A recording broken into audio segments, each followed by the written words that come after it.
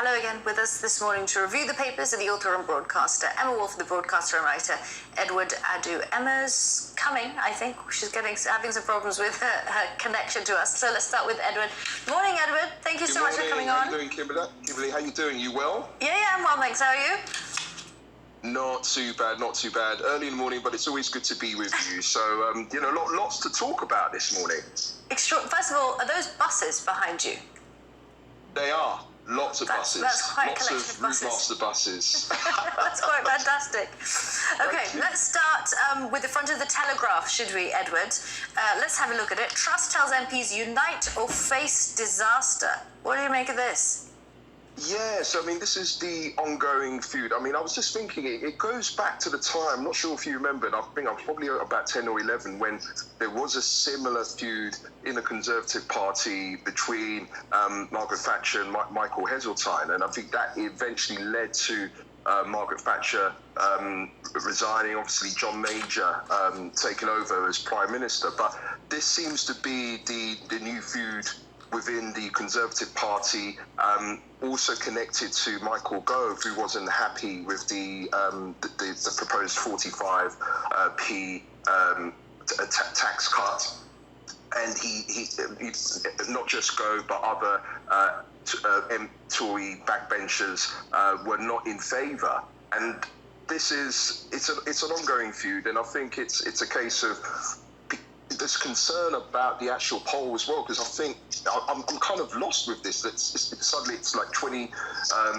it's 20 or 30%, or basically Keir Starmer and Labour. If there was an election now, called tomorrow, Labour would certainly win, and this is the problem connected to the feud with the Tories and Liz Truss. Something needs to be done. I mean, this is what I've heard on the grapevine with discussions on the radio, and with a lot of analysts are saying, look, if Truss doesn't connect or speak to the backbenchers, or try and sort of move this in a different direction, it's certainly going to be disastrous for the Conservative Party. What about this week? Because it's interesting, isn't it, that they're coming out of conference and trying to tell everyone that you have to unite behind the Prime Minister. It's an extraordinary place that's where they are. It's an extraordinary place, and it's also for turbulent times for certain MPs and members of the Conservative Party who may not necessarily agree with sort of her mandate and what she needs to do.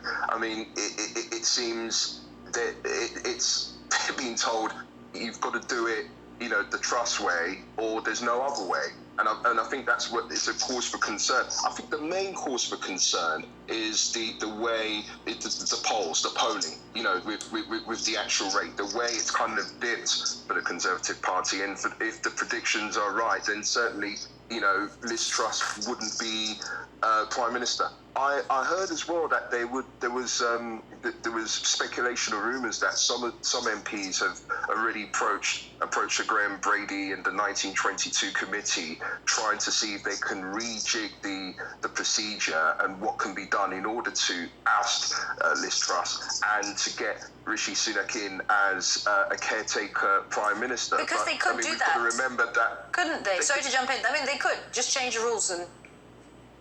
Yeah, but then, Liz Truss has only been, a month or a couple of weeks as Prime Minister? It's been quite a month. Obviously, it's been quite a month. So, I mean, for the electorate, they're going to be thinking, gosh, do we need another change? Do we need another Prime Minister? I mean, I think for most people, what they want is they want to see, the economy running effectively, and most importantly, just for things not to spiral out of control, and possibly not another Conservative leader and another Prime Minister. Let's talk about the Mail, if we bring that up. Have we got that, Dr. Kevin? Thank you. Because it says, sadistic Gove told stop plots or let in Starmer. Just talk to us about the issues between Liz Truss and Michael Gove. What's happening there?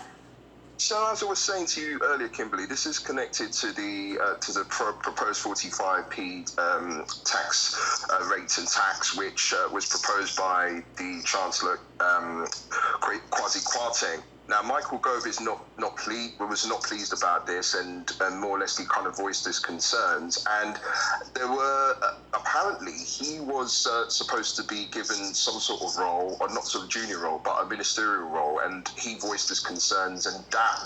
Apparently that's out of the question now. And this has all been brought to surface by the former Culture Secretary, Nadine Dorries, who she's written this piece for the Daily Mail, or at least voiced her concern about this, to say, well, look, because Michael Gove has kind of spoken out that, in a sense, nothing should be offered to him.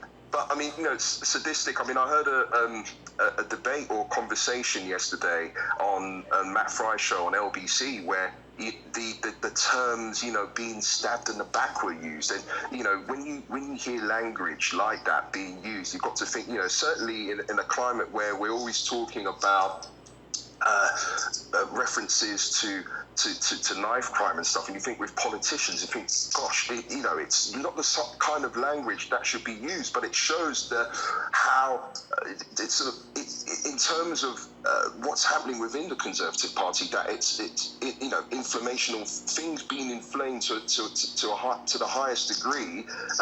It's certainly a bad time for the Tories, especially the infighting, as I mentioned earlier on. We're connected to Heseltine and Margaret Thatcher. So I think from what Gove and also Grant Shapps spoke about it last week, that look, things need to change, and certainly did, with the Prime Minister backtracking and Kwasi Kwarteng, the Chancellor, saying, look, we've listened, we've made that change, and obviously that's what was said in her speech. It's going to be interesting. At the conference. It's going to be interesting then, isn't it, to see what happens about benefits and whether we see another U-turn in the coming weeks on that.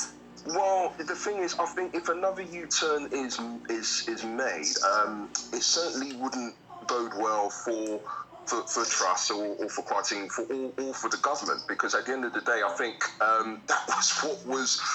was the kind of status quo with the Johnson administration. That was the policy, wasn't it? And then she changed. That was the policy, that things were made, and then suddenly 2 minutes down the line, it would be, no, we're not going to go with that, and then suddenly things will change. It's about credibility, and I think in order for Liz Truss to maintain credibility, she certainly can't afford to make any more U-turns. Okay, talk to us about mortgage costs. That's on the front of the Sunday Telegraph. You've picked that out. This is what everyone. It's energy and your mortgage bills, right? That's what everyone is worrying about.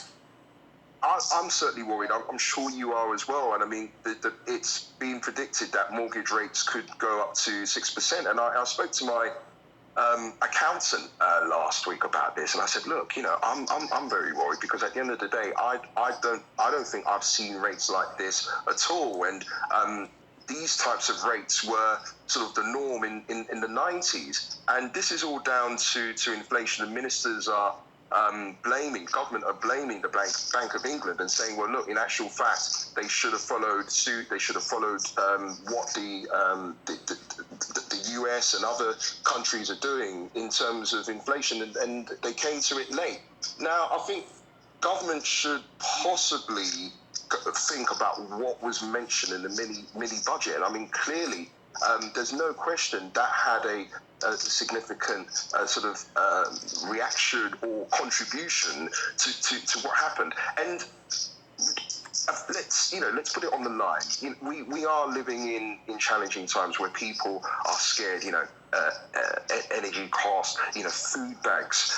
In my local area, there are more people queuing up, going to food bags, and we've got to think that we are a nation that we're not necessarily like a third world country, but there's people queuing for food. But then yet, mortgage.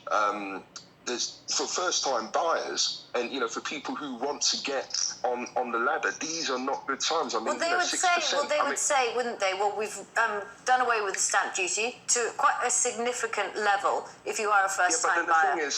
Yeah, but the thing is, you've got to think, for first-time buyers and for stamp duty, for people, and I'm not necessarily going to be London-centric here, but for people who live in London and the South, in terms of house prices, how are people going to? Edward, we're going to have to leave it there. Yeah, absolutely. They're astronomical. But I'll see you next hour, Edward. Thank you so much. Okay, see you then. Soon. No worries. Take care.